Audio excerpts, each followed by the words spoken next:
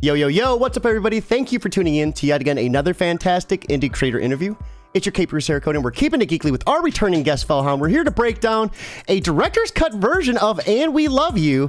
Get your tissues ready. The tears are about to start pouring. Fel, how have you been? Welcome back.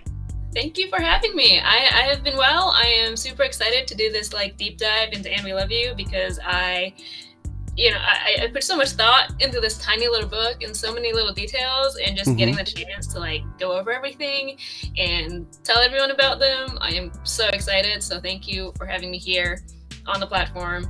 And absolutely.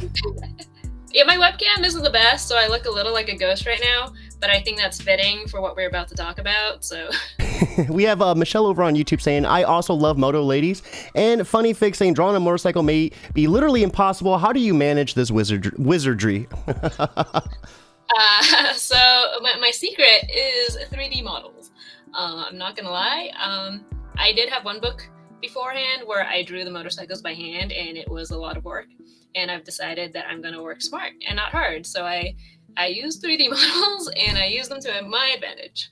That is smart, because there's so much with the motorcycle outside of just the general sleek design of it. That engine looks just so complicated to even want to try to stab at. I couldn't even imagine. Without a 3D model, they probably would not be that detailed. But as I'm getting older, as my carpal tunnel gets worse, I'm just if the references are there, if the resources are there, I'm just gonna use them. Yeah, absolutely. So everyone who is tuning in, we are getting ready to break down a very sad book, And We Love You. This is out in stores right now. Right here is a link to buy a copy. Make sure you pick it up today. Last time we had you on was interview 188. This is what, 383, I think? You got picked up by Scout since then. Congratulations. Yeah, thank you. I was really excited to have this little comic in stores, and with brand new covers by Angela Wu and Skylar Patridge. I am such a big fan of their art, so it was a huge honor to have their beautiful covers. That is so awesome. Congratulations. Thank you. So I think right now, let's go ahead and we'll segue right over. Let's get the party started. We'll pull up the comic and kind of just go through it beat by beat. Very excited for this. So we are looking at And We Love You. Let's give a shout out to the creative team. Yeah, so we've got Lucas Gattoni on the letters. We've got Frankie White, who's my editor. The logo is by Winston Gambro. Production, so the person who actually made this PDF and make sure that my printing copies look nice, is Ricky Lima. And then we have special thanks to all the friends and my girlfriend who helped me out with this book. So we've got Brent Fisher, Michelle Abinader, Sam DeFranco, and Matt Battaglia. All right, and Michelle is the one with us in YouTube. I just did not want to butcher the last name. I don't think I've ever had a chance to kind of fill out that pronunciation, so thank you for doing that for me. I hope I said it right. If I didn't, I'm so sorry. I'm trying my best. So this is a gorgeous cover. I mean, I don't think I ever really realized it until now that this blood splatter is it's a body. This is a human right here. Yeah. A couple people missed that. I actually wanted to go over that too. So there is a body in the bloodstain. She is holding hands with Casey in the blood. And then when you put it side by side with the Commander Rao cover, it's you have Julie just bleeding out this person. But then in the Commander Rao cover, you have Commander Rao forming from a trail of blood. So they're kind of thematically that way. Was that planned, or was that kind of just a happy mistake? Both. I had different ideas for this cover, but eventually when I landed on this concept, I realized it would work in tandem with the Commander Rao cover. So I was like, okay, I'm just gonna run with this one. So did Commander Rao come first or after? It came first. Okay. They were originally two separate stories that I decided to combine together into one world. That is so cool. That is so cool. Michelle saying, I love y'all. You're doing great. Happy mistake. Yes, happy mistakes are often the best mistake. We have Natasha joining us over on YouTube as well, saying hi. Welcome to the stream. So we have starting in November 20x66. So is this some far in the future? Where are we at in this timeline right now? Yeah, so I kept it vague because honestly, I was trying not to think too much about how technology works and just wanted to dive into the story. So I was like, yeah, it's a future where they have robots, but all their photos are still in sepia tone. So I don't know what kind of technology they have, but that's what they have. And then right here's another gorgeous page too. We have the footprint. There's a very ominous foreshadowing right here. Yeah, so that line is from, like, this is what they made you die for all those years ago. That's a line from Commander Rao, and this exact shot. So there was, like, a comic that bridged Commander Rao to And We Love You called The End of the Line, which was drawn by Jeremy Zimzer. And pretty much, like, he drew a lot of the stuff that predated this prologue, and I just took some of the inspirations from what he drew and just, like, referenced it again in this comic. So if you read End of the Line, you'll know that Julie dropped the photo into the footprint, and this is what we start with. Oh, that is so good. I love how you intertwine all those stories together like that too. Mm-hmm. So give us a little bit of a recap, what's going on in the beginning, with this forward that we have right here.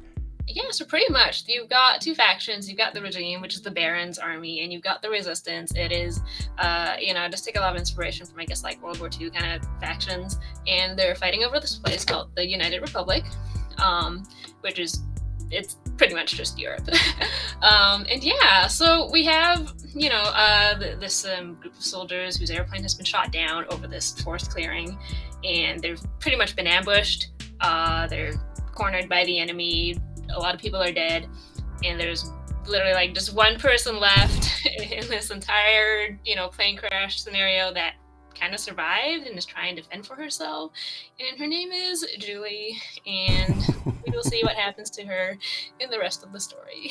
We have Natasha saying, crushing, so good. Absolutely. And if you guys have any questions at all, feel free just to drop them in chat and we'll make sure they get asked. We're going to be doing a deep dive of every single page possible that we can right here. I love this. You start off so strong and violently right in the midst of it. Let's talk a little bit of some of the designs here. Where did you draw some of the designs for the mech suits? Yeah, so the mechs, it was actually from the comic that Jeremy Zimzer did. Jeremy did all the mech designs. And then I just kind of took those mechs right from the comic, because it literally the last page of Jeremy's comic is the opening page. This is where we ended in Jeremy's comic.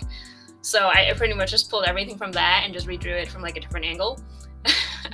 But fun fact about this page, this is probably the 8th version I've drawn of this page, because when I first started making this comic, I wasn't actually good enough to draw it.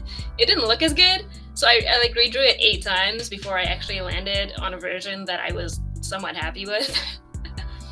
I remember you sharing some of the first pages of this from years ago, and it's remarkable just how your style has grown, and just you're a phenomenal artist. I love seeing your work, and it's remarkable how old is this story? I drew the very first version of it in 2013. Wow. It was 4 pages back then, and it did not have mechs. All that came after. But the Technicolor has always kind of been the running theme, if I'm not mistaken. Yeah, the very first version of it was in full color, and then I drew it again in 2015, where I just put the blood in color, and I liked what I did with that. So I just kind of took it here and ran with it. So everything is monochrome on this page, except for the red, the accent colors. So I still want the blood to pop, even when it's just, monochrome. So why is that? Did you just want to give the scene a darker mood, or was there some sort of special symbolism behind it? Yeah, so I think behind the comic was originally called The Girl with Technicolor Blood, and I think it really is a story about the life and the color fading from your eyes. Wow. And that's kind of where I was okay, so all the color represents life and all the monochrome represents death, and that's just what we see. We see this comic getting progressively less colorful as we go towards the end. Wow, that is deep though. I love that so much. And the way her, we've talked about this before. Your paneling with her blood is just so mind melting. I just love it. It's so next level, and it's cool that this scene in particular is the color leaving because she's fading away. That's awesome. Yeah, and the one other thing other than the blood that's in color are her eyes, and I really wanted that to be in color, because right now you see they're even when she's hurt, they're a very vibrant green. It's a bright color, it stands out. And then as you go later on towards the book, she starts slowly losing the color in her eyes as her body is there. So, yeah. And then was there any special like references that you used for their armor, or was it just kind of something run of the mill that you chose with? The armor I just kind of made up. I think I made Commander Rao's armor first, and then I kind of like retroactively designed these armors just to be like a less fancy version of the Commander Rao armor. Mm-hmm. So then I just, I don't know. I just kind of figured out what would be easy for me to draw over and over again. And I really love this scene. Like each bullet hole exit kind of like starts its own like webbing of paneling. It's brilliant. Like this attention to detail. What inspired you to do this page? This is gorgeous.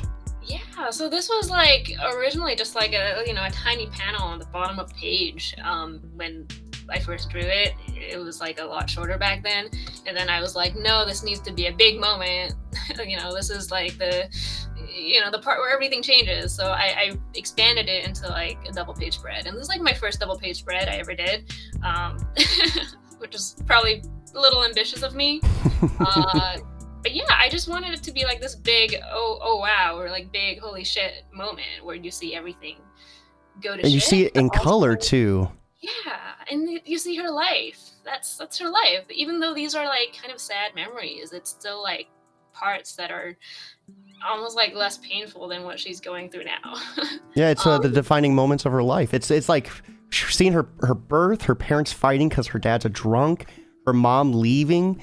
Like, oh, this was so, and like from the first page of the book, it was all like a darker color. So seeing all these vibrant palettes hit you, it's just like whew, a rush of emotions.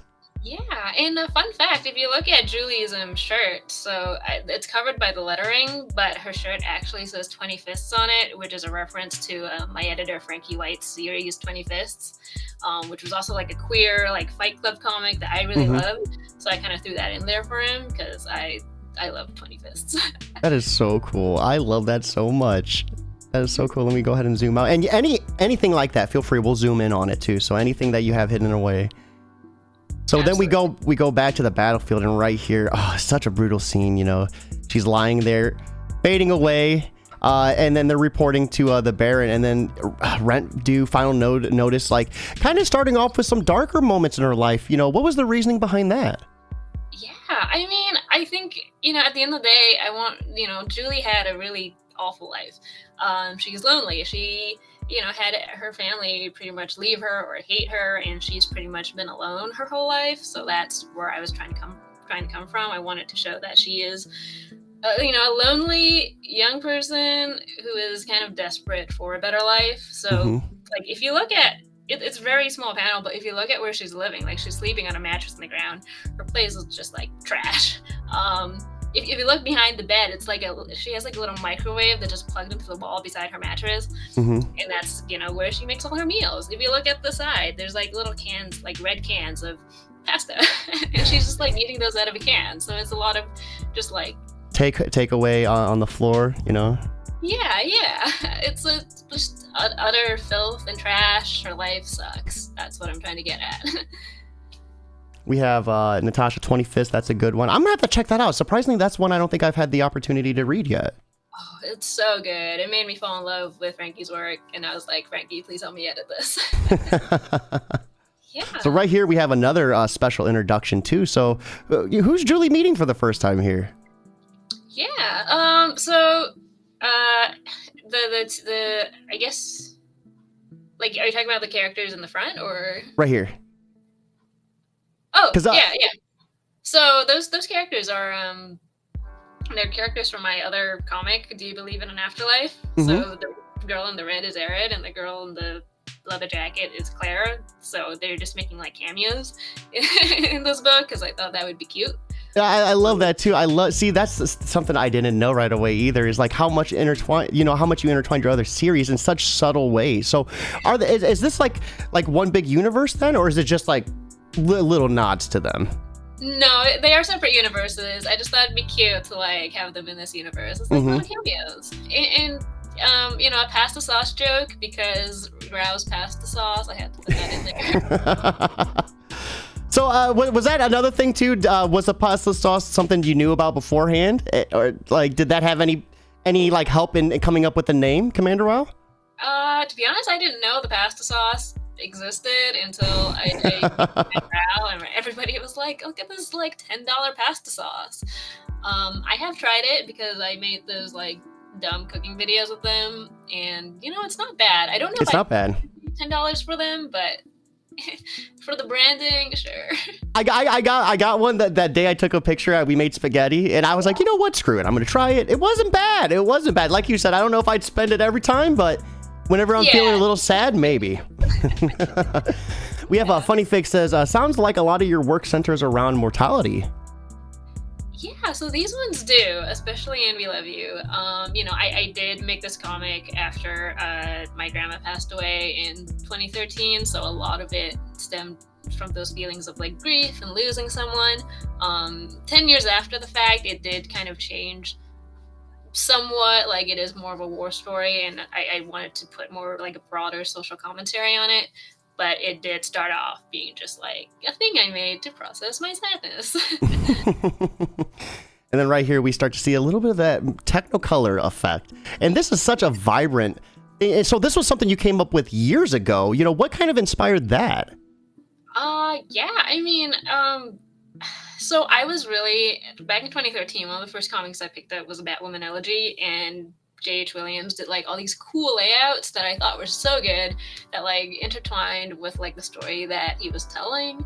And I really wanted to do that with my work. So I, on one hand, it's like I want to make a story that made people cry so I can like, process my sadness. And on the other hand, I was like, I want to make a comic with cool layouts that could like, intertwine visually with the story. And that was how that kind of meshed together into the story, because it, it doesn't really work in anything outside of being in comics, just the way everything is laid out and told.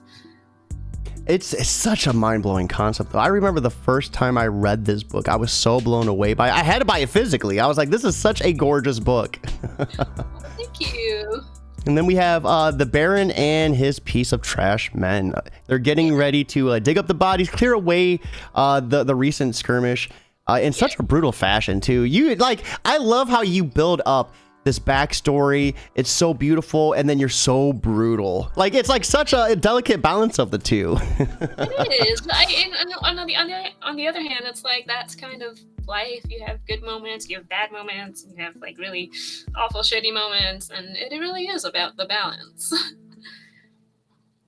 And then right here, oh, this is such a gorgeous scene too.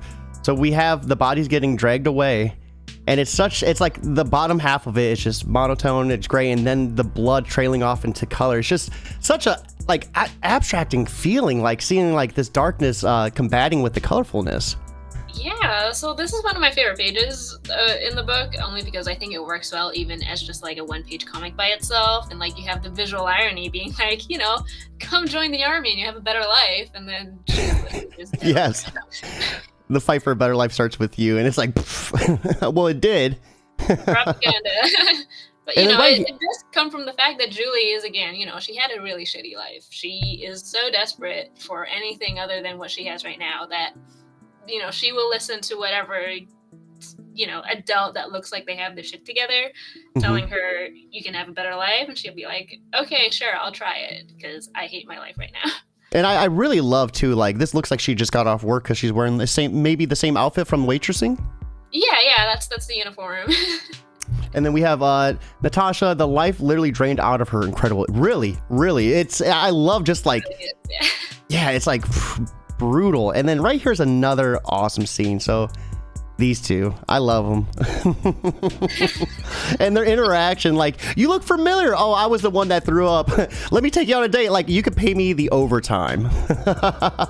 Yes. So, fun fact about this dialogue. So in Commander Rao, there were some like, people not sure if like my characters were just really good friends or if they were actually queer. So I've decided to make it very obvious in this book that like these are queer characters. So Casey is a flirt. She's gonna see this beautiful brunette who she threw up on a few years ago, and she's gonna ask her out. That is what queer kind of fuckboys do. But they're cute. Hey, Casey's been 12 months sober too, so that's a big improvement. Yeah, she went to those AA meetings, did wonders. We have Michelle Romance. Romance, exactly. Another powerful panel right here too. Just her full of life right here, and then her not full of life. And if we zoom in, like you said, no color in the pupils either. Yeah. So it's, her body's been there for a while, so it's starting to. She got that glaze over now. So you were in a very emotional state while writing this. Like, how did it feel getting this out onto the paper for you? Like getting it out and kind of just seeing your art and interior start to develop and unfold.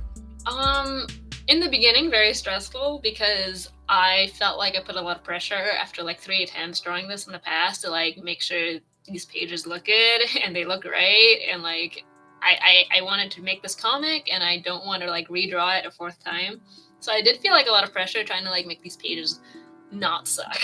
And it took a while.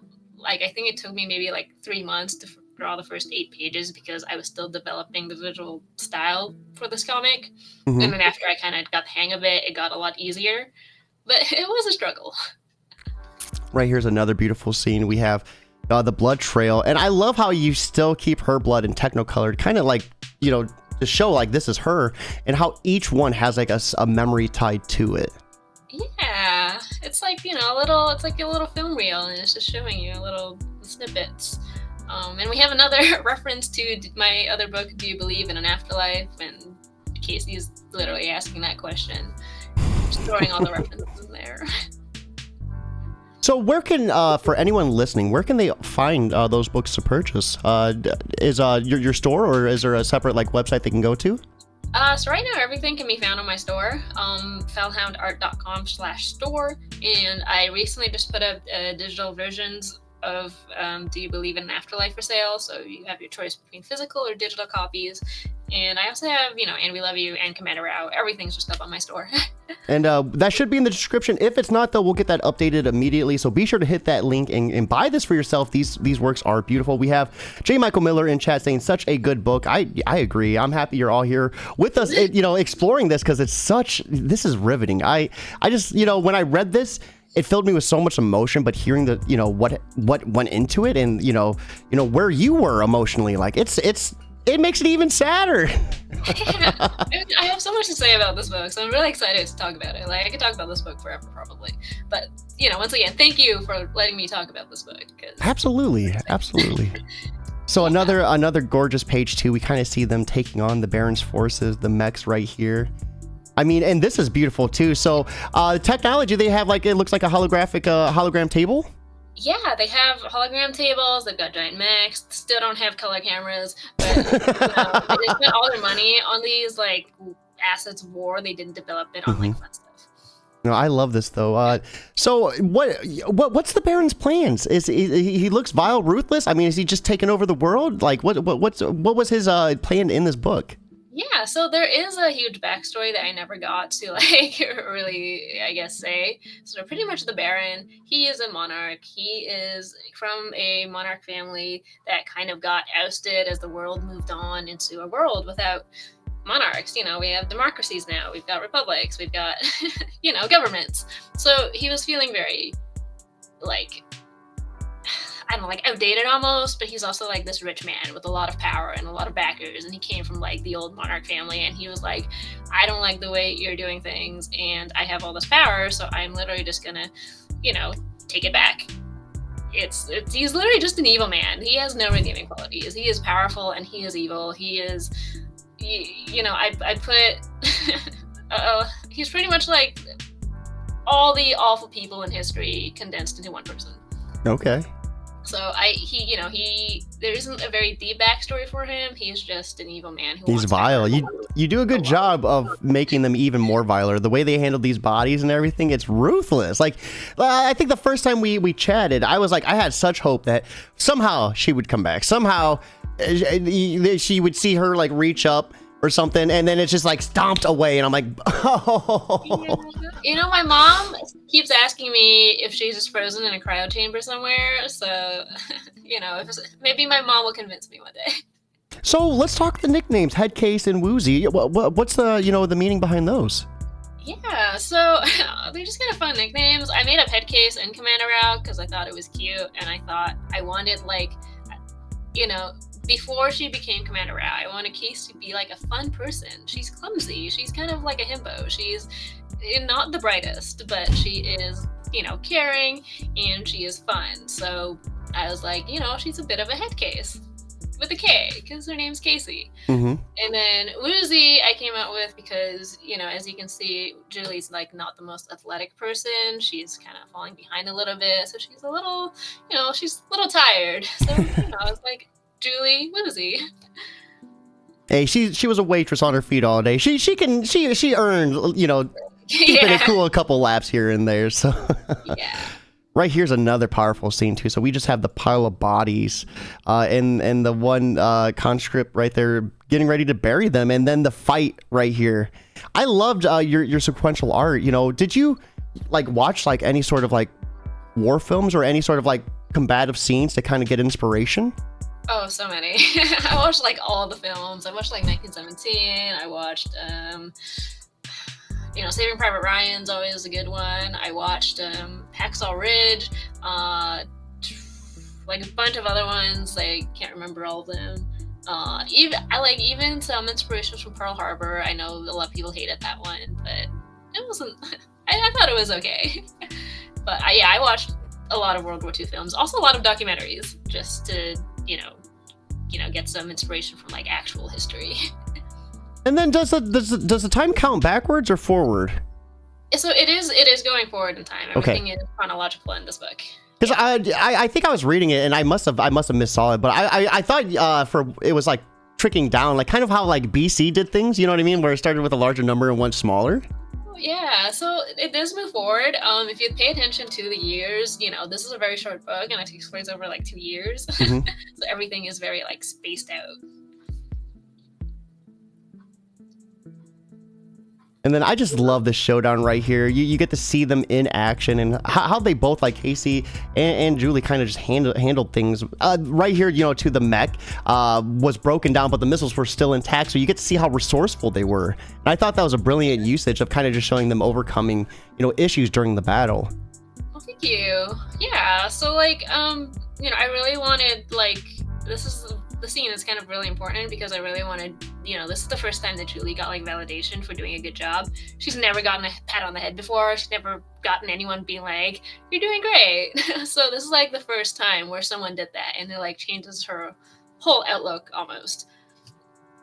Yeah, because you see her, I think, this page, or she's getting praised, and she has right here, the biggest smile on her face when she's like, I'm so damn proud of you. She's like, thank you. Like, yeah, like, I don't think she's ever smiled before this on, like, any of those other pages. It's, like, literally the first time she's, like, smiling in her adult life. So, yay. I mean, right more sucks, but yay. Yes. Another bittersweet, too, where, you know, Julie really doesn't get a lot of mail from home, but Casey does. You know, Casey has a family that writes to her, but Casey doesn't even want to read that mail. And I love to like how you had that moment where Julie's like, you know, why are you reading that? I would kill for that, you know? Yeah, exactly. So it really shows the difference where they come from, where like Casey did have like a family that cares about her, but due to, you know, some other issues, she doesn't care for them as much. And Julie is just lonely. And even on this page, like there's a lot of, you know, it's hard to like introduce a cast of characters when I don't have that many pages to expand on them. So there's a lot of little details, like you see this guy being like, oh, it's my lucky comb, and his name is like Dexter Denning. And then you see like his dog tag on the pile of bodies, you see his comb on the bottom, and you're like, oh shit. Well, I guess I know what happened to him now. Well, yeah, I seen right here, this was this Private Jack, you see them in the next page right here. And it's like, oh no, you died. Yeah, there's a lot of little details there, and even in like the little comic books, like I mean, it's pretty obvious which characters I borrowed their similarities from. One of those is my friend Kara Huset's book Sparrow, the pink one in the middle, because I wanted to like, you know, let's reference all my friends' books in this book. And then this is something like where a lot of friends and such that are overseas, like typically a lot of you guys have to get packages like this from people in the States, right? Because the shipping and international cost is just so expensive. so expensive. I just have everyone smuggle my Kickstarters for me. And then I really love that introduction, how you just showed small details. You know, what was your reasoning for that? To kind of just show like the little things and then to have them die. I mean, like, I feel like one of the things about this book, this was originally 48 pages. And then after a discussion with my editor, you know, we were talking about how there isn't, everything was just go, go, go. There was like no quiet time. There was like no like small little moments to make you fall in love with them. So I added almost like an extra like dozen or so pages into this book just to pad it out and to give them, you know, these little moments where they're just talking and you're getting to know them. And even if it's just like a single panel, like here, you know, it's even one panel and one line of dialogue is enough to show you a little bit more about their personalities and all that. And then right here we find out that the Baron's burying bodies. Yeah, she's trying to hide the bodies to be like, I'm not that much of a bad person. And then the teddy bear too. This was such a sad moment. And I love this. Unless you're looking for ghosts, I don't think there's anything there for you. Just that little like reassurance, like this relationship that you developed. Like I was so hurt that we can't see that develop. I know. They would be so. I mean, they are cute together. They would have continued being cute together if all those terrible things did not happen.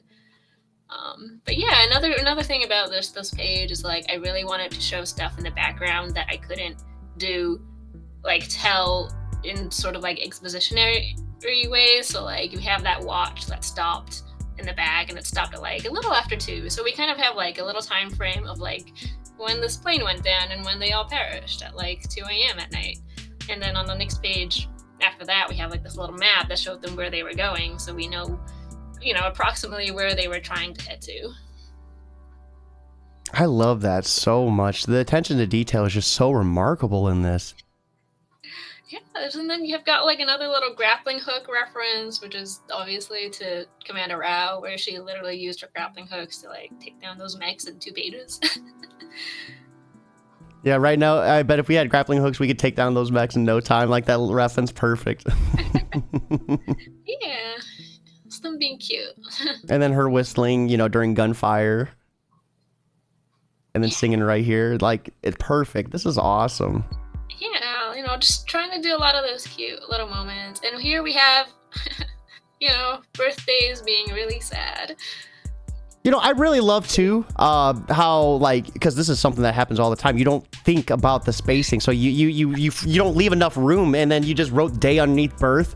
You know what I mean? Instead of just making it fit, you mess it up on purpose. I thought that was such a perfect touch. I mean, these are like, I mean, they're adults, but they're also kids. They're like maybe like 20 years old, and they're not, you know, they're not the brightest, but they're loving and they're fun. So they're doing their best. They're trying to throw this like little birthday party for her. They even try to make her pancakes. I don't know what the green stuff is. No one knows what the green stuff is. Right? So, and then like in the background of this page, I tried to do things that are like relevant almost. So like the pancakes are so disgusting. You just have that body in the background literally vomiting guts because that's how gross the pancakes are. We like have morbid, but like KG Ming, love the banner, and then Michelle saying pancakes. Yes, pancakes. pancakes. So one thing I noticed too, this was really interesting. Like right here, you have the grenade in red. You have the Gatling gun in red. You know, this is really striking imagery. What kind of made you do that? Like, is that just like symbolizing like explosions and the gunfire going off? Sort of. In my head, that these were kind of like the panel equivalent of like accent walls, where they're just like striking and they're there, and they just add like a little bit of flavor to the page. But it's also just like, you know, again with the little moments. It's made up of many little moments, so it's just kind of, I don't know, like it just kind of adds like more spice to the page for me. I like it. It felt very powerful too. I just wasn't sure if there was like, I don't like, you know, I'm still learning a lot about like the terminology for art and everything. So I wasn't sure if there was like some special thing with that or not. It was just visually striking. So I thought it added a lot of oomph to the page. Oh, thank you. Yeah. I mean, that was kind of what I was going for. I also don't have an art school background, so I don't know a lot of this technology. I'm just like, I think this looks cool. Let's put it in. We have a Natasha saying pickle juice. Oh, that would be horrendous on pancakes. I would be puking out my guts too. Yeah, oh man. I don't want to try that. So right here we have, you're crushing my arm. Don't let go. I'm freezing. So kind of them like, staying alive and staying warm during combat. I love the relationship that started developing during this. This is cuddling. Those are important to have the cuddles. Mm-hmm. Yeah. And they have flanked us, everyone out of the alleyway. And then, of course, losing, friend and comrades. Mm-hmm. Yeah. Like, I tried to, like, find a balance between, like, what is too morbid to show. Like, this is a book about death, but I also didn't want to make it, like ultra violent in a way Commander Rao was. It is also a book that, like, tries to respect the horrors. Mm-hmm. I don't know how to put it, but it's like I didn't want to be like overly graphic if I didn't have to be, and only use what was necessary to create the right level of horror that I wanted for this book. And that seems like it's a hard balance to maintain. Yeah, so like some of the violence is in like those silhouettes, again, because I didn't want everything to just be like everyone's getting their guts blown out like that. Yes, that happened, but also we don't have to see it all the time. No, I love this, and I love too, like you said, you keep that relevancy with the background, the blood splatters, the bodies, like kind of just like subtly in the background, there without like kind of just being in your face about it. Yeah, I think, it's about the stories left untold. So a lot of those things in the background are other people's stories that are left untold. Like even in this story, we don't really tell them, and we're just left to think about what could have been. I just love It Continues Blossom. Are you okay? Just don't let go. I love that. That's such a powerful moment right there. Oh, they're so cute. And then them, the revenge for their friend, their fallen comrade right here. Yeah. And then you kind of see, it's just everything just leads back to death. So either one faction is dying or the other faction is dying. It's just eventually they'll have to come to terms with the horrors of what they're doing themselves, because it's all just, there's no winners in war. Everyone's just dying. So, wow, no art school. I mean, your interiors are so gorgeous, and like the different techniques you utilize is just odd. So is all of this like self-taught?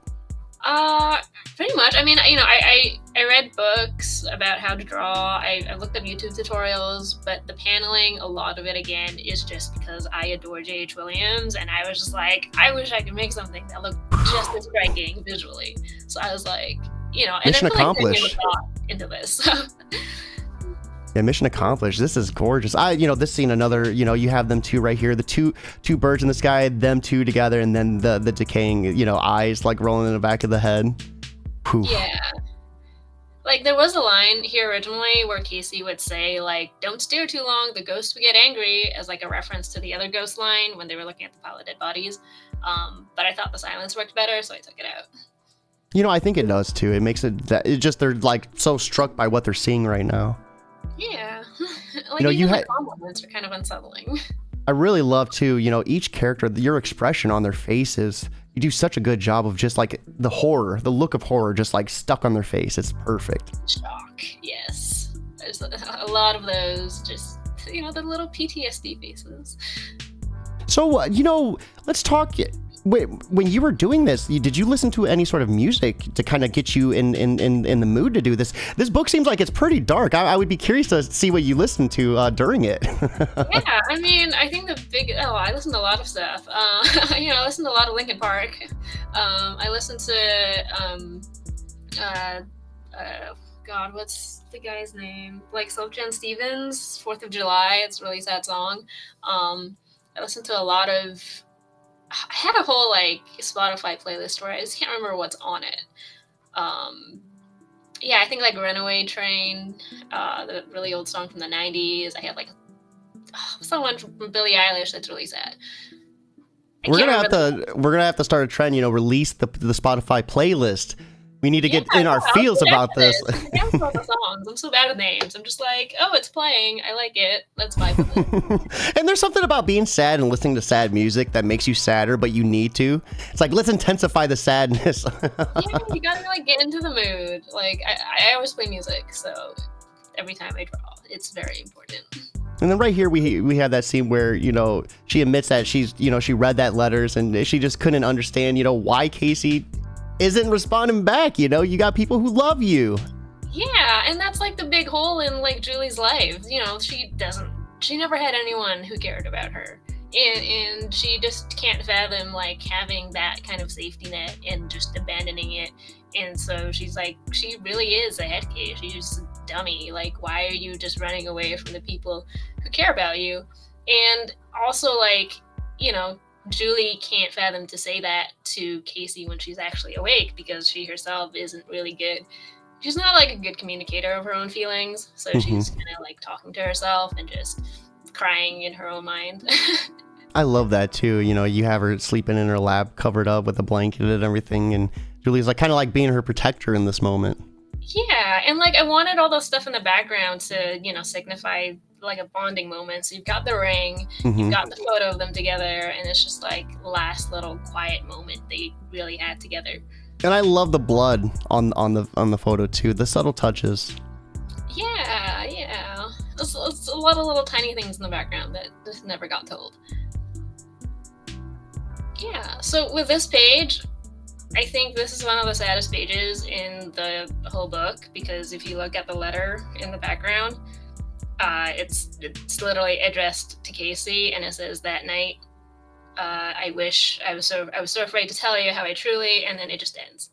So in my head, I put that in there because, as I was saying, Julie is such an awful communicator that she just like writes little like notes about how she's feeling to herself. Like, she needs to write like drafts of how she's feeling before she's able to talk about them. So she wrote the draft of all the things she wanted to say to Casey, and then never said it. And she kept it in like her pocket, and now it just all like dies with her because she never got a chance to say any of those things. And that pain, like when she left the hospital room and you see her shut the door, and like you could see it in her face when she like goes to punch the door, like, oh my God.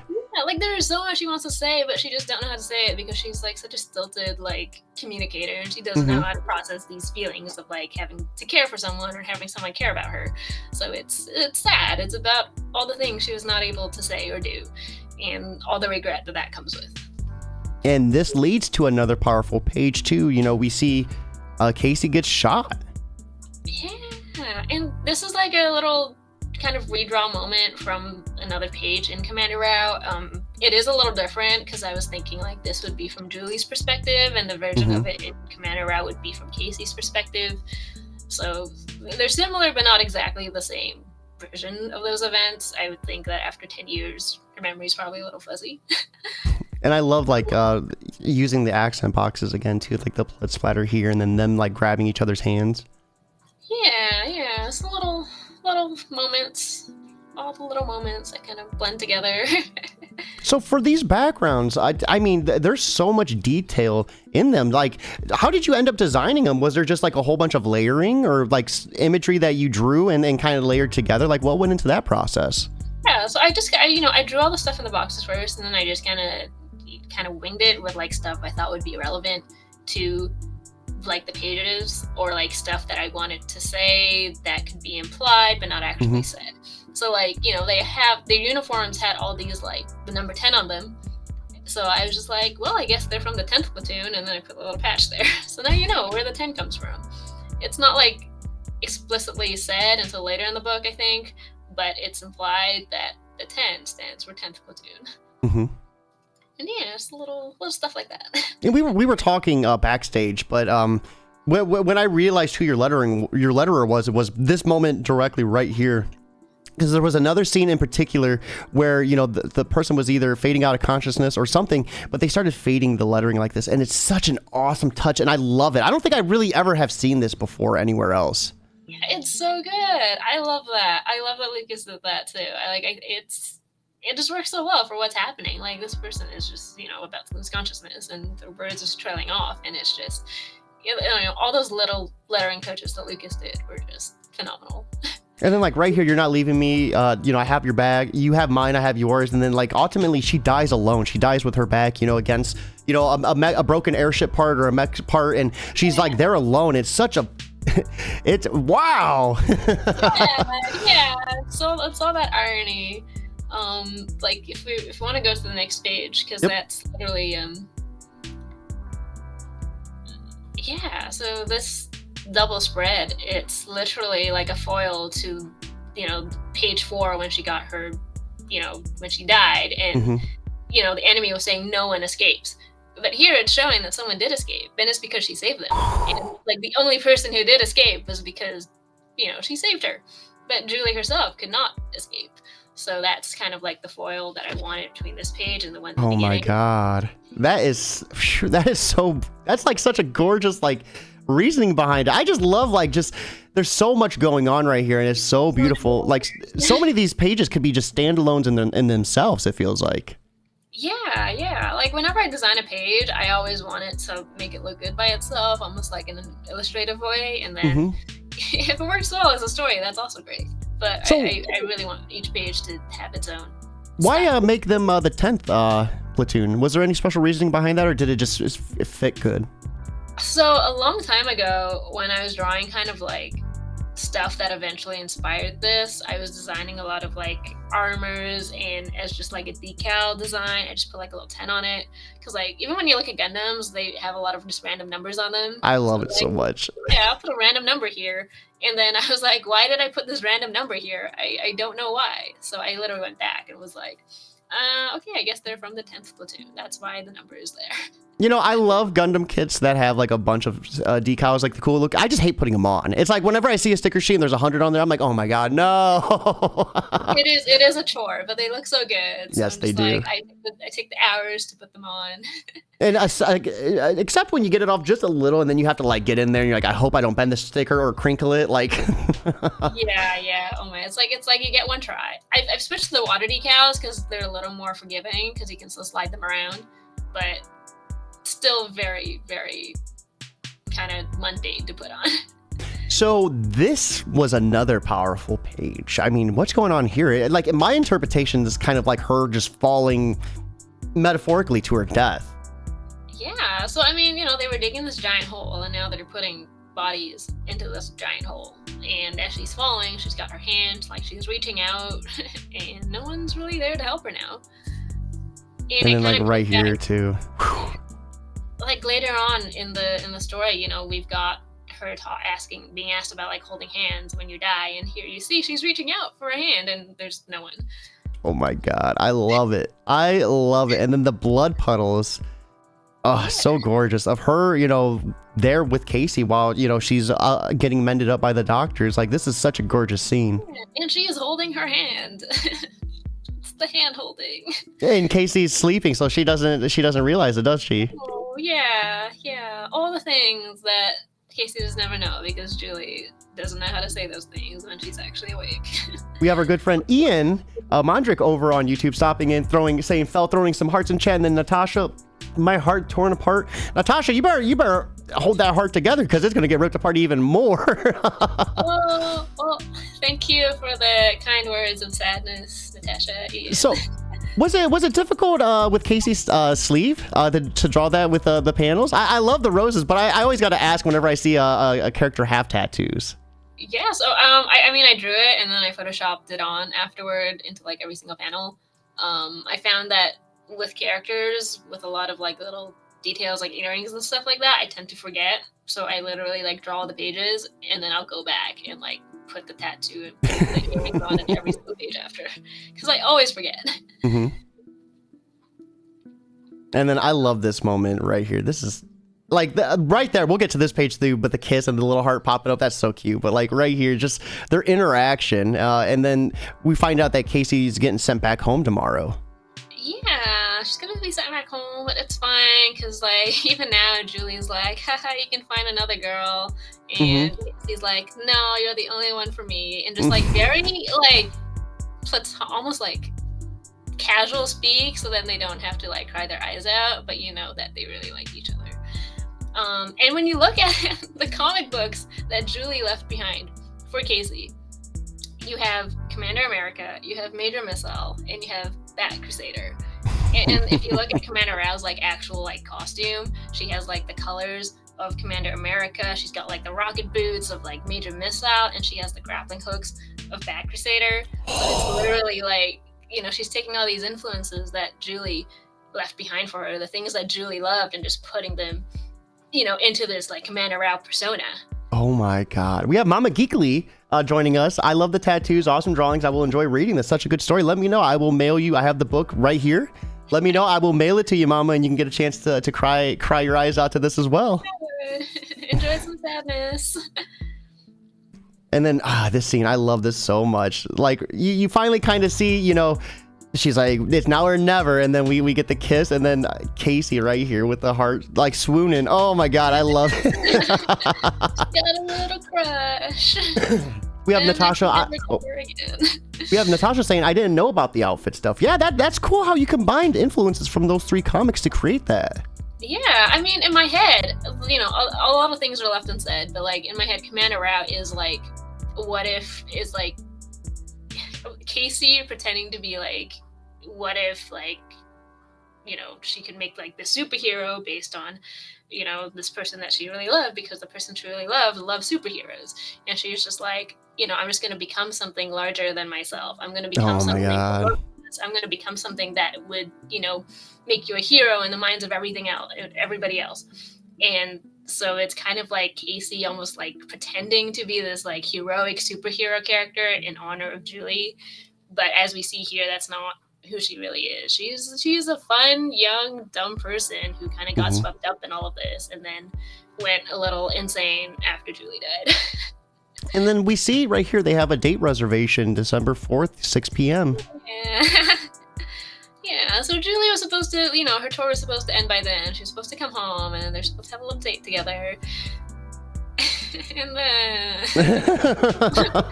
then this scene is so powerful. You see Julie, you know, she leaves, and then she finally like loses her composure. You know, she was staying strong, but then she can't stay strong for long.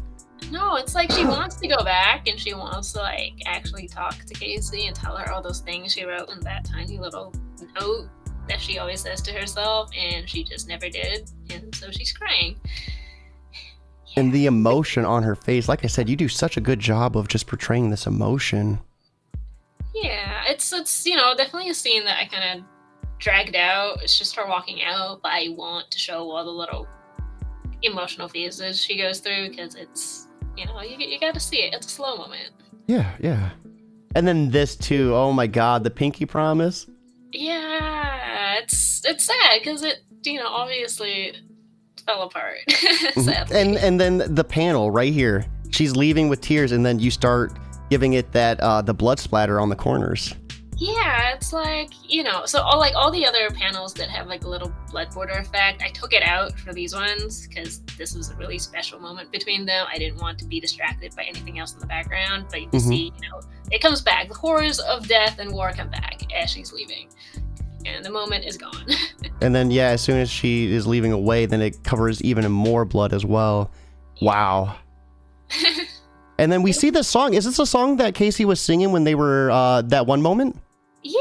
It's a oh song my God. Herself. Then she was like, you know, trying to like calm me down. So she sings the song, and it's like, you know, it's an endearing song about going through the tribulations of the world together. Is it an actual song? No, I made it up. Originally, I had a real song in there, but my editor was like, you should just make one up so you don't get hit with copyright. That's true. I was like, okay, I'll make it up. It hit me even so much harder when I put 2 and 2 together. Like, this is a continuation of that song. Like, oh my God. Yeah, it's their song. And I love how, like, in between the panels, you continue the singing, you know? We brazen on, like, into war. And, you know, they go into the storm, and literally right on the next page, and we all saw how that turned out. Oh my goodness, this is so graphic too. Like, I'm still mind blown that you had no art school experience. Like, the fact that you were able to kind of just do this, and even though you had to do it a couple of times, like the result is just so gorgeous. Thank you. I spent a lot of time those 10 years thinking how I could like maximize the pain in 64 pages. So it was like page compositions like this was like, this will really hurt. I'm gonna do it. And like right here too, the subtle detail, like you have just the outline of her pupil right here, and then it's gone right there. Like It's like her eyes get progressively less. They're just gone, as you said. And if we see that the bottom panel on the left side, that panel was actually originally in the end of the line, like the bridging comic with Jeremy Simser. And I really like this panel composition there, so I thought I'd just like do another homage to it, but this time it's with Julie running down instead of like the other soldiers who ran through the exact same passage. So yeah, that was a little homage to that comic once again. We have Michelle saying pain. Yeah, I know. Fellow like made this book and it's like the world shall know pain. And I love like the perspective view on this as well. Your perspective views in this book were just next level, it felt. Yeah, like I mean, for that one panel, it was Jeremy's composition, and I just kind of borrowed it because I wanted like to reference it because it was a really cool shot. So I can't take credit for that one, but I mean, you still had to draw the pencil and color it, right? fair. Very gorgeous though. And then right here too, so we see they're starting to get buried. And like I love how the panels are getting buried with each like shovel. It's such a gorgeous attention to detail right here. Like this is awesome. This is my second favorite page in the whole book because it's the one that actually came out the way I had it in my head. Like this was always like a very like I had this page even in like the versions from 10 years ago, and it was a very important page because it would have been like the last page. But here I just, you know, we have like Julie's like last cry of desperation. She's like reaching out, there's no one there, and I think it was very important to me that like as she's screaming and getting buried, like her armor goes away and what we see isn't a soldier, it's just a girl, it's just Julie. She's in regular clothes and she's just some kid who got swept up in the wars of, you know, adults who are egomaniacs.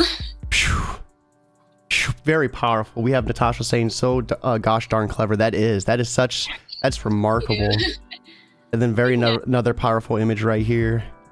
Yeah, Julie did nothing wrong. She was just, you know, a young kid who got like a vulnerable youth who got used by bad people. And then I love this too, just a page of total darkness. Yeah, there's a lot of empty double page spreads because now it's just, you know, there's no more color. It's gone. Life is gone. It's empty. Everything is empty. You know, you feel empty inside, and that's kind of what I was trying to do with these spreads. Yeah, I'm gonna need to like go get my kid a hug after this interview or something. I'm feeling sad. All the painful secrets. And I love this too. You kind of see them. The job's done. They're walking away. They're getting ready to load up. Mm-hmm. And then they're gone. And this star, these stars are gorgeous too. I just love like how beautiful like the sky looks. Like even though it was like what just happened was brutal and dark, it's like it's such a beautiful night. Yeah, you know, it is like the irony of it. Like, you know, underneath that page, I mean, is like, you know, dozens and dozens of dead bodies. Stars are really good. And you have the birds scavenging the battlefield as well. Yeah, and this conversation is really important because it really is, I think, the one that ties everything together. It's the conversation that's like referenced in the beginning of Commander Rao when she's talking about dying alone. And fun fact, this was actually like based off a real conversation I had with a friend one night. So I asked her if I could like borrow elements of our conversation for this book, and she gave me permission. But yeah, it was just like a really, you know, sort of heart-to-heart chat that's based off like a real chat. And yeah, it's about dying alone. I love this. I don't know if I'm all mangled and shit. I'm not sure I'd want people to see me like that. And Julie, of course, is all mangled and shit at this point. yeah. It's like, it's hard. Julie is always the kind of person who thinks that she deserves to be alone and that, you know, she doesn't really deserve to have someone there for her because all she's known in life is like being abandoned by everyone. So she's just like, you know, I don't want to, you know, remember what it's like to be alone. You know, and maybe this is my own personal interpretation, but like with Julie's hard life and everything, you know, what are you going to do when your life flashes before you? You know, not if there's nothing worth remembering. And she remembered a lot, even though she felt like she had a bad, rough life. There were still things that she still remembered and, you know, still held dearly. Yeah, I mean, again, it's like, you know, the things that Julie says aren't the things she actually means. She doesn't know how to say a lot of things she means. So she's like, yeah, you know, I'd rather die alone because all this. And at the very end, you see that she did not want to die alone. Screaming to Casey, she had her hand reaching out for her. And that's, you know, kind of, you know, the sadness of it. It's the irony. Whew. Thank you for this opportunity. This is, man, I knew this comic was deep. But like, there's so many different levels to it that just was so mind blowing once we got into it. Yeah, I've just a lot of thought went into this over 10 years. In this moment too, like she's laying there, and then you have her dog tags covered in blood. Yeah, and like again, she gets cut off. We don't know what she wants to say, and she's just cut off by this mech, which is, you know, it's Julie's whole thing where she like wants to say something and she can't, and we will never know. And then, so what was you know, this mech stomping down, leaving this footprint? Why did you end up adding this? I honestly just wanted like this moment to see her. I mean, it's gonna sound really morbid, but I wanted like a moment to see her like get her life like snuffed out and like all her memories are gone. Like, this is the end. And what happens at the end is that she never got to say all those things. She never got to like make sense of her own life. She never got that resolution. It literally just gets cut off. So that's why I kind of put that stomp in there. It's like her life isn't complete. That's why it's so sad. And death leaves a heartache no one can heal. That when I read that part, I was like, damn, dude, damn. I love that quote. Like, it's like kind of iffy where it's from. Like, some people say it is from like some Irish tombstone. I tried to find it, but I'm not like 100% sure that's where it comes from. But that was my best source. But it's a really nice quote.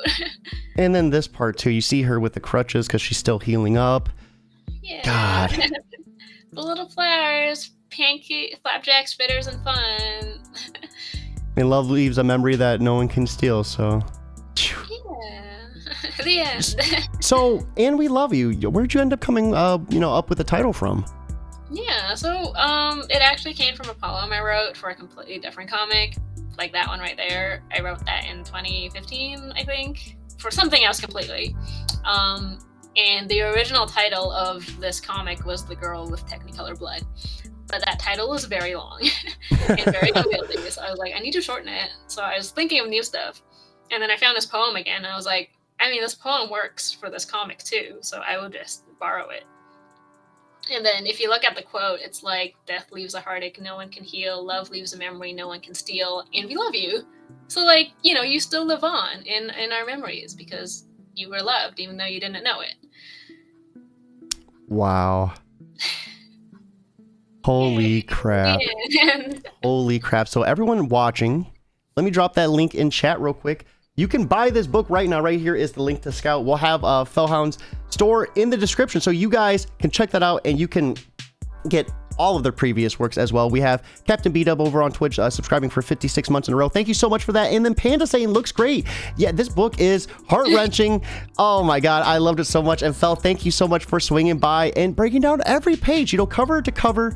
With that being said, we were talking, you know, backstage a little bit in the beginning of the stream as well. So you got some things coming out in 2023. Everyone, be sure to give Fell a follow on Twitter to stay up to date with that. You mentioned an anthology. Can we talk maybe about that, or is that still spoiler territory? I think it's hush hush right now. Okay, all right. So I can say I'm in them. Very excited to be working with the collaborator that I'm working with. Yeah, very excited. What can we expect? And there's, you know, some other personal projects that I'm working on, trying to do some pitches. I am slowly moving towards like happier endings. So if you are completely like gut wrenched by this comic, know that won't be the feeling forever. And then we have a love story with two ladies on a motorcycle potentially in the future too. Yeah. That's what I'm working on right now. That's what I'm really trying to hope, or at least like hoping that's going to be my next big project. I've grown really attached to these characters, drawing them just randomly as I'm like practicing new styles and all that. So yeah, fingers crossed. They will not die. I can guarantee that. They'll be alive, 100% alive and queer. and love, hopefully, right? Yeah, okay. They're very Okay. cute. And hopefully with stomachs full of pancakes. With that being said, guys, it is time for us to wrap up. Fel, thank you so much for swinging by. Everyone watching, right there is the link to buy this comic. If you're unable to buy it, simply put it on Facebook and Twitter. Word of mouth is 100% free, and you can make a friend or family member super sad just by giving them that link. Make them happy, make them cry. I hope you all have a fantastic day. Most importantly, guys, keep it geekly.